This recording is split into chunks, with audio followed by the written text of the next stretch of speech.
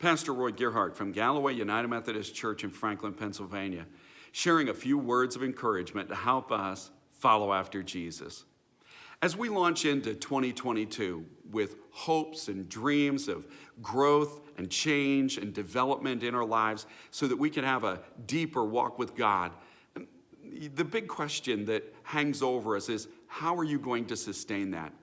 We've all been there where we made decisions, wanted to make changes, and then in no time at all, that was left behind and never was accomplished. So how are we going to accomplish this? Where can we gain the strength and determination to move forward?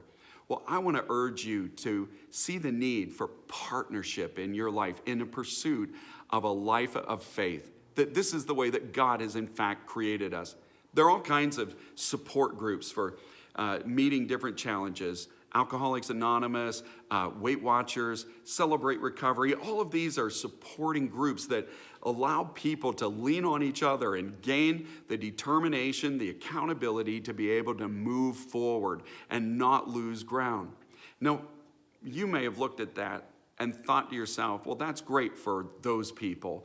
That you may have seen it as something for people that are extremely broken, people who are really weak, but believed the fallacy that you could do it on your own, that you're supposed to be able to handle this solo.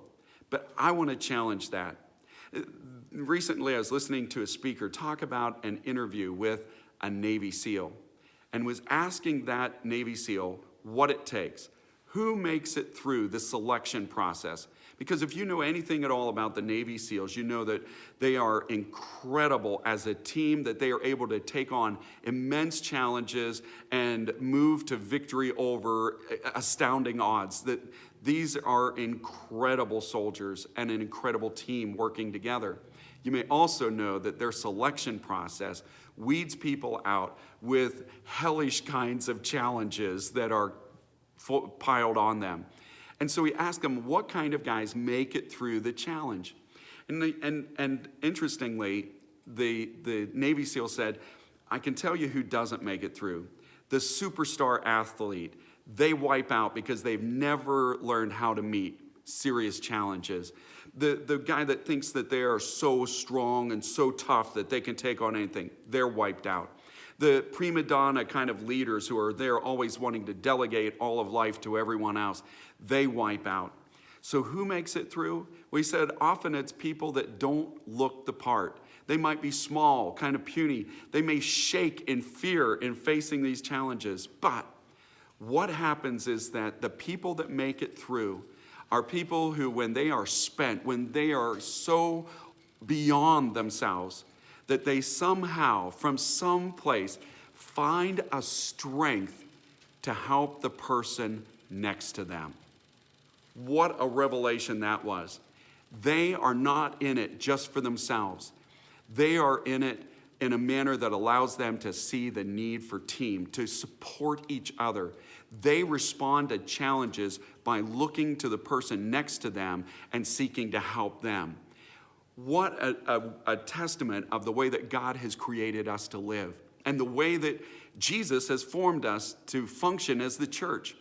We're urged in Hebrews chapter 10 to make sure that we don't give up meeting together because we need each other so that we can live out and hold fast to the faith that we have in Christ and receive fully all of his promise. We are there to spur each other on, encouraging each other so that we will accomplish the kinds of goals that Christ has called us to.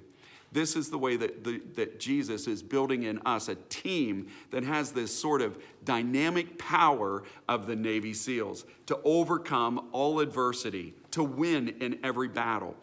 That's that dynamic of being a team. It's amazing what can happen when you and I simply forge friendships with a group of people where we have regular weekly conversations about how we're doing living our Christian faith, how we're doing walking this out with God. It doesn't have to be some invasive, probing inspection, just a conversation where we open up our lives with each other. It's amazing what happens when you begin to share with others, invested in seeing them win when they're weak. And when you then find yourself in turn drawing upon their strengths when you're struggling. This is the way in which God builds us up with a strength that can overcome every adversity. So may God bless you today. And as you start the conversation and share his good news, may God make you a blessing wherever he takes you.